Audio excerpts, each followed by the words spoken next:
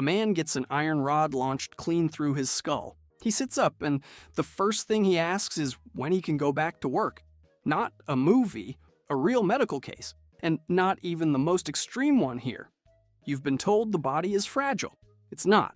A woman fell from 33,000 feet with no parachute and lived. A man took 7 direct lightning strikes. We're ranking 10 documented survivals, building to the one case doctors still can't fully explain. Number 10, Roy Sullivan. Roy was a park ranger in Shenandoah National Park, and over the course of his career, he was struck directly by lightning a documented 7 separate times and survived every single one. The first strike took out his big toenail. By the 4th strike, his hair was catching fire so often that he started carrying a water canister at all times, specifically for putting himself out mid-shift, like it was just part of the uniform. After the 7th strike sent him to the hospital with burns across both legs and his chest, other rangers reportedly started avoiding him during storms. Not out of concern for his safety, but for their own. He eventually passed away from causes completely unrelated to lightning, which feels less like luck and more like the universe simply running out of ideas after 7 tries. He still holds the Guinness World Record for most lightning strikes survived by a single person. Lightning is one of the few things that's supposed to kill you instantly. His body just declined the offer, 7 separate times. Surviving repeated lightning strikes is one thing. Surviving your own heart completely stopping is another. Number 9, Anna Bogenholm. In 1999, this Swedish radiologist was skiing when she fell into an icy stream and got trapped face up under a thick layer of solid ice, with just enough of an air pocket near her face to keep breathing while completely unable to move. Rescuers couldn't reach her for 80 minutes. She stayed conscious for the first several minutes before her body simply shut down from the cold. By the time they pulled her free, her heart had completely stopped, and her core temperature had dropped to 13.7 degrees Celsius. Colder than most refrigerators are set to keep your leftovers. Doctors began an aggressive emergency rewarming process anyway, on the theory that a body slowed down enough by extreme cold sometimes doesn't fully realize yet that it's supposed to be dead. Several hours later, almost as an afterthought, her heart simply started beating again on its own. She made a full recovery and went back to work as a doctor herself. Her body got cold enough that it apparently missed the memo that it was supposed to be dead. And that loophole is the only reason she's still alive. Her heart stopping was almost gentle compared to what the next person on this list had to do to himself just to make it out. Number 8, Aron Ralston. In 2003, Aron was hiking alone through a narrow canyon in Utah when a boulder shifted and pinned his right arm against the canyon wall, crushing it almost instantly. He hadn't told anyone his exact route and had no realistic way to call for help. For 5 full days, he tried everything he could think of to free himself, rationing the small amount of food and water he had. By day 6, with his arm visibly beginning to decay and no rescue in sight, Aron made the decision to deliberately break the bones in his own forearm, then use a small multi-tool, the kind you'd normally use to tighten a bicycle seat, to amputate the limb himself. He then rappelled down a 65-foot drop using only one arm and hiked several more miles before finally being spotted by a family of hikers. The entire ordeal lasted 127 hours. Somehow, the hardest part of the story isn't even the amputation. He later admitted the multi-tool wasn't even particularly sharp, meaning the actual cutting took considerably longer than the version everyone tells at parties. The surgery wasn't even the hardest part of surviving. Hiking out one-armed afterward was, compared to falling out of open sky with absolutely nothing to slow you down, losing an arm to a rock slide is almost a controlled situation. Number 7, Julianne Kupke. In 1971, a 17-year-old Julianne was on a flight over the Peruvian Amazon when the plane was struck by lightning and violently broke apart mid-air at around 10,000 feet.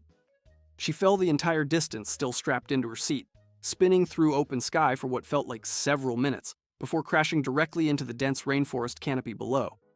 She was the only survivor out of all 91 people on board. With a broken collarbone, a torn ligament, and one eye swollen completely shut, Julianne spent the next 11 days completely alone in the jungle, deliberately following a stream because she remembered her father once telling her water eventually leads to people. She survived on a small bag of candy she found near the wreckage and treated a deep, maggot-infested wound on her arm using fuel siphoned from an abandoned motorboat, which sounds like terrible medical advice until you remember the fuel killed the maggots exactly as intended. Loggers eventually found her and initially assumed she was some kind of forest spirit. She effectively fell out of the sky, then had to survive an entirely separate emergency on the ground, back to back, with no break in between. If falling from 10,000 feet sounds bad, the next person on this list fell from more than 3 times that height, with the exact same lack of a parachute. Number 6. Vesna Vulovic. In 1972, this flight attendant became the sole survivor when her plane exploded mid-flight over Czechoslovakia at roughly 33,000 feet, the cruising height of a typical international flight. She fell that entire distance without a parachute, eventually landing on a steep, snow-covered, heavily forested hillside that softened the impact just enough to keep her alive. She woke up with a fractured skull, 3 broken vertebrae, both legs broken, and temporary paralysis from the waist down, but went on to fully recover and walk again after months of rehabilitation. She holds the official Guinness World Record for the highest fall ever survived without a parachute, a record nobody has seriously attempted to challenge since. She lived another 44 years after the crash, and reportedly disliked flying for the rest of her life, which feels less like trauma, and more like the single most reasonable reaction anyone on this list has had. She fell from a height most of us only ever experienced strapped into a seat with the seatbelt sign on, and was walking again before the year was out. Falling through open sky is terrifying. But the next person on this list got trapped inside an actual thunderstorm and couldn't fall at all. Number 5. William Rankin. In 1959, this Air Force pilot was flying at 47,000 feet when his engine failed completely, and he was forced to eject directly into the top of a massive, fully developed thunderstorm, wearing nothing more protective than a standard summer flight suit.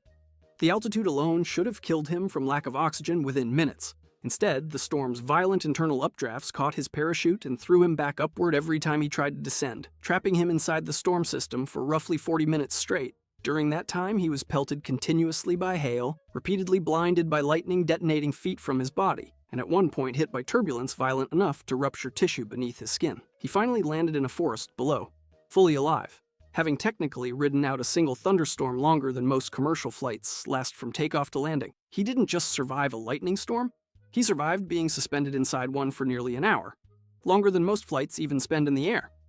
If a thunderstorm couldn't finish the job, the next case survived 2 separate atomic bombs, 3 days apart. Number 4.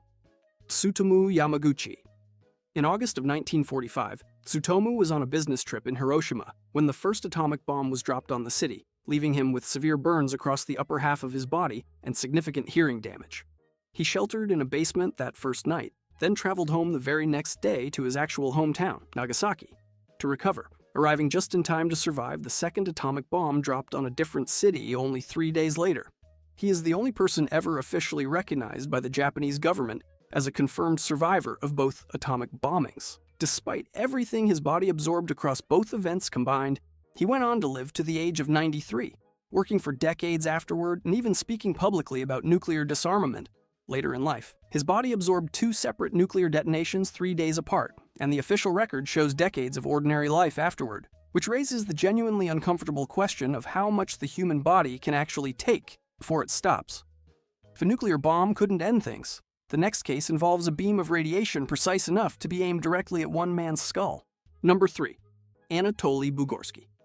In 1978, this Soviet physicist was checking a malfunctioning particle accelerator in person when a critical safety mechanism failed and his head was struck directly by a high-energy proton beam traveling at nearly the speed of light, delivering a localized dose of radiation roughly equivalent to thousands of standard medical X-rays compressed into a single instant. He reportedly saw a flash of light brighter than 1,000 suns, but felt no pain whatsoever at the moment of impact. The left side of his face became permanently paralyzed in the following days, and he lost hearing in one ear. But he survived entirely, went on to complete his doctorate, and continued working in physics research for decades. Doctors still aren't entirely sure why the beam didn't simply kill him on the spot.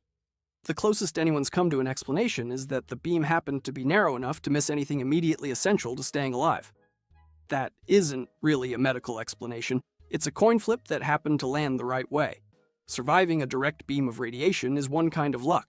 The next person on this list survived 9 days in open desert with almost nothing to eat or drink. Number 2. Mauro Prosperi. In 1994, this Italian police officer was competing in the Marathon des Sables, a brutal multi-day ultramarathon across the Sahara Desert, when a sudden sandstorm buried the course markers and he unknowingly wandered deep into open, unmarked desert. With no remaining food, almost no water, and daytime temperatures regularly exceeding 115 degrees Fahrenheit, he survived 9 full days by drinking his own urine, eating raw bats he caught inside an abandoned desert shrine, and drinking blood from small snakes he caught by hand, all while hallucinating from severe dehydration and walking, as it turned out, largely in the wrong direction. He lost roughly 30 pounds over the ordeal and was found hundreds of miles off the official racecourse by local nomads, having crossed an international border without realizing it.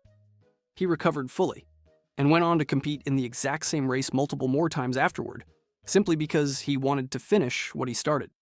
9 days with almost nothing to eat or drink in 115-degree heat should be a death sentence on its own. He came out the other side wanting a rematch.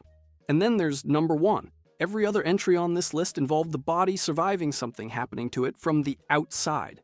This last one involved losing an actual piece of the brain itself, and staying functional anyway. Number 1. Phineas Gage. In 1848, this American railroad foreman was using a 3-foot, 13-pound iron rod to pack explosive powder into a hole drilled in solid rock, when the powder detonated unexpectedly, launching the rod directly upward through his skull at tremendous speed. It entered beneath his left cheekbone, passed completely through the front portion of his brain, and exited cleanly out the top of his head, landing nearly 30 feet away covered in blood and brain tissue. This is the man from the very beginning of this video. Witnesses reported he was knocked backward by the force, convulsed briefly on the ground, then sat up entirely on his own and started talking within minutes, reportedly asking when he'd be able to go back to work. He remained fully conscious during the entire bumpy wagon ride to see a doctor in town. He survived the initial injury, survived a severe infection that nearly killed him weeks later, and lived for almost another 12 years afterward as a working, functioning adult, despite permanently losing a measurable portion of his frontal lobe. His doctors documented noticeable, lasting changes to his personality and impulse control, with friends and coworkers reportedly saying he simply wasn't the same person they'd known before. His case became one of the earliest and most heavily studied examples in the entire history of neuroscience, all because one man got hit directly in the head with an iron pole and, more or less, simply continued his day. So the next time someone tells you the human body is fragile, remember that somewhere in recorded history, a man had a metal rod surgically removed from his own skull and asked about his work schedule before the bleeding had even fully stopped. Somewhere else, a woman fell from the cruising height of a passenger jet and lived to dislike flying for another 4 decades. None of this makes sense on paper, and yet here we all are, walking around in bodies that have apparently been quietly preparing for disaster the entire time. We are, against every reasonable medical expectation, built a little tougher than most of us ever give ourselves credit for. Thanks for watching. Make sure to like and subscribe if you really enjoy it. This is your host, signing out for now.